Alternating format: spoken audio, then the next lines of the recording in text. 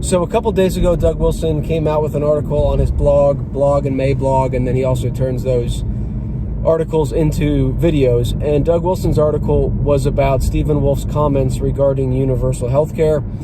And Doug Wilson actually linked to the video that I made wherein I played clips from Stephen Wolfe talking about universal health care, and then I made some comments. And I actually did a follow-up video to that video where I talk about the question of whether or not I strawman Stephen Wolfe's position in my critique. So I encourage you to check both of those out. They'll be in the YouTube description of this video. But I have a couple quick comments on Doug Wilson's article and video, and I will link to that as well in the description on the YouTube video here if you're watching on YouTube. So Doug Wilson remonstrates against Stephen Wolfe, and if I had to summarize Doug Wilson's position, it is simply that Stephen Wolfe is arguing for government that is too big.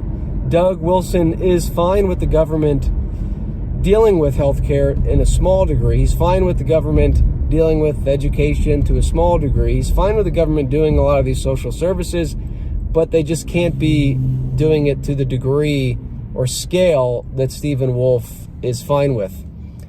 And so this issue always comes back to forced taxation. I addressed this in my book, 7 Status Sins, and I've been inviting people. I'll make the invitation again. I would be happy to debate anyone on the Lancaster Patriot podcast or on their own platform that would like to debate the premise or the thesis that biblical law justifies or allows the civil magistrate to forcefully take your money against your will, right? Forcefully take your money, forced taxation in order to fund some sort of service.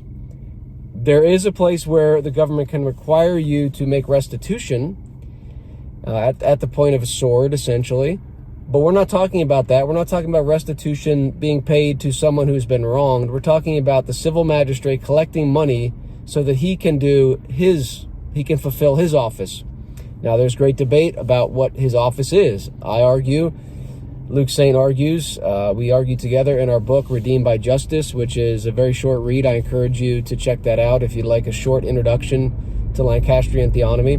We argue that the civil magistrate, and this is not new to us, but we argue that the civil magistrate, his role, the role that he is authorized to use the sword for, essentially, and there also needs to be the involvement of the people in the use of the sword and making the accusation, casting of the first stone, and so on. But the magistrate is to rule and by adjudicating between disputants when it comes to the punishment of the sword. If you believe the magistrate's role is to order the affairs of society, then it does make sense for him to take as much of your money as he thinks he needs in order to make the world a better place. Now, Doug Wilson's problem with Stephen Wolfe's position is simply a matter of quantity, or scale. A universal healthcare system would be too big, that would require too much money, and that wouldn't be prudent. And I address this in my book, as I mentioned. I quote Doug Wilson directly, because Doug Wilson seems to suggest that because Samuel gave the warning that the king would take 1/10 of your land or 1/10 of your produce, therefore the king or the magistrate is justified to take up to just below 10%. And I disagree with Doug Wilson's analysis there. I would note one thing that Doug Wilson usually fails to mention. I'm not saying he's never mentioned it, but when it comes to this issue of taxation, it was the case in this article or video.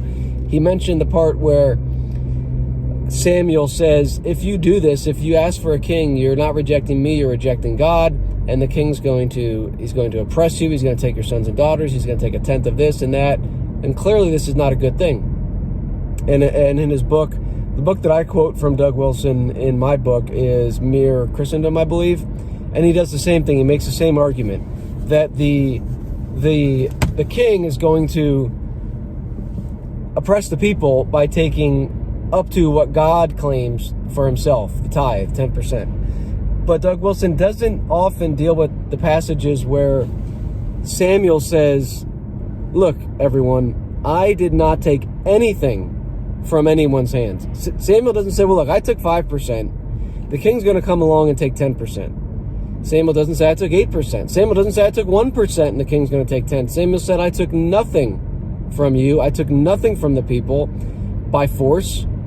And yet you're going to have a king who's going to take 10%. I think that's more hyperbolic, because I don't think the kings were like, oh, well, I can only take 10%. I think it represented the idea that Doug Wilson is getting at, that these kings are claiming divine status, but I think they were taxing far more than 10%. And so his argument that because of Samuel's prophetic warning that magistrates are authorized to take 9%, I think is flawed. And as I said, I'd love to debate that with people. Now, the biblical principle and the reason and the premise that I would stand on in the debate, if anybody would be willing to debate me, would be that the Bible authorizes the magistrate to use the sword for certain things, and punishing people for not paying their taxes is not one of them. And we have this issue in the church, right? Like, the tithe is required by God, but we don't have pastors going around auditing your paychecks and making sure you give enough to the church. There may be a divine penalty upon you if you're selfish and greedy, but there's not an ecclesiastical sanction, and we seem to be fine with rejecting that. But yet, when it comes to civil taxation, people seem to think that because I'm arguing against a civil penalty that I'm against civil taxation. That's not true. That's a non sequitur. We have plenty of money flowing to churches, even though there's no explicitly stated ecclesiastical penalty, but yet people still give to something they care about. In a biblical society where you have magistrates to whom honor would be due and to whom taxation would be due, I believe the righteous would pay that. And I think also the penalty is in itself. It's a you reap what you sow type of thing. If you had godly magistrates and no one wanted to support them, well, then they probably wouldn't be able to do their duty of hearing cases. So we are required to pay taxes to whom they are due, to those who are using the sword according to God's standard to avenge the wrongdoer. That's what Romans 13 lays out as the role of the magistrate. His job is to punish evildoers according to God's law. That's who we should pay taxes to. That's who I would be happy to pay taxes to. That's who God requires us to pay taxes to. But nowhere is there a civil penalty for failing to pay your taxes. And Doug Wilson, who at other times would make the case that you can't have a penalty where God doesn't give one, where in the Bible is there a penalty if you don't pay the magistrate the 8% that he's demanding in Doug Wilson's system? As long as it's under 10%, it's fine.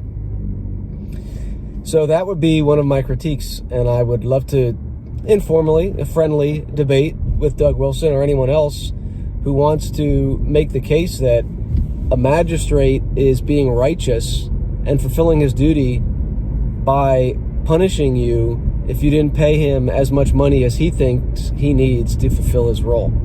So that's the issue here. And it comes back to the elephant in the room, forced taxation. In the end, it seems like Doug Wilson, he published the book, and I don't see a substantial difference between Doug Wilson's view of civil government and Stephen Wolfe's, because Doug Wilson, and we addressed his view on a podcast on the Lancaster Patriot podcast where he talked about cannabis laws. Doug Wilson is, in effect, essentially for man-made law. Let's create more laws. Let's create some government departments, not as big as Stephen Wolfe wants them, but let's force the people to pay taxes, punish them if they don't, I assume. And there's not really a big gulf between him and Stephen Wolfe.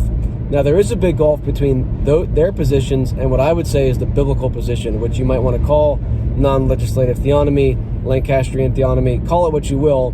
The question is it biblical? And the question is, what does the Bible authorize the magistrate to use the sword for? And I understand this is hard for people to wrap their minds around because we're so steeped in, Stephen Wolfe, Doug Wilson, even me to a degree, we're steeped in the post-war consensus, which is the post-Revolutionary War, War for Independence, or the post-Constitution consensus. That guys like Wolfe and Doug Wilson, they're operating from that post-war consensus, that post-Constitution consensus, which is very John Lockean, the idea that the supreme power of man is to create law And we can solve our problems by making laws and creating penalties for things that God didn't institute penalties for. And that's a hard, mindset to. That's a paradigm shift, and it's hard to abandon that consensus because we're so used to thinking, well, obviously, you should be punished if you don't pay your taxes. Like, that's as American as apple pie and baseball, right? Like, if you don't pay your taxes, you should be punished. I would say that's part of the post-war consensus. Again, following the War for Independence especially, it wasn't unique to that. It didn't just start then, but that's when it was really ratcheted down in America. And with the Constitution especially, this idea that, man creates laws and then demands you to pay the magistrates in order to allow them to punish you or to provide social services. So it's a big paradigm shift, but I've yet to hear a solid, cogent argument against it, especially from biblical grounds and even from practical grounds. The argument being that, well, if we don't punish people for not paying their taxes, everything's going to fall apart. I don't think so. I don't think so at all. I think we have a gargantuan government that is inept, and trying to scale that back while still granting the principle that the righteous can be punished for not giving their money to a wicked magistrate, I don't buy. Now, you can choose to pay your taxes if you got a gun to your head. I don't blame you. That's basically what we have right now.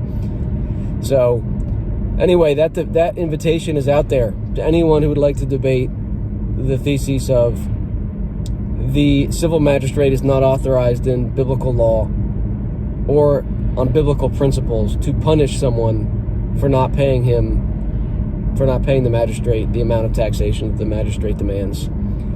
All right, I'll have more later. Take care.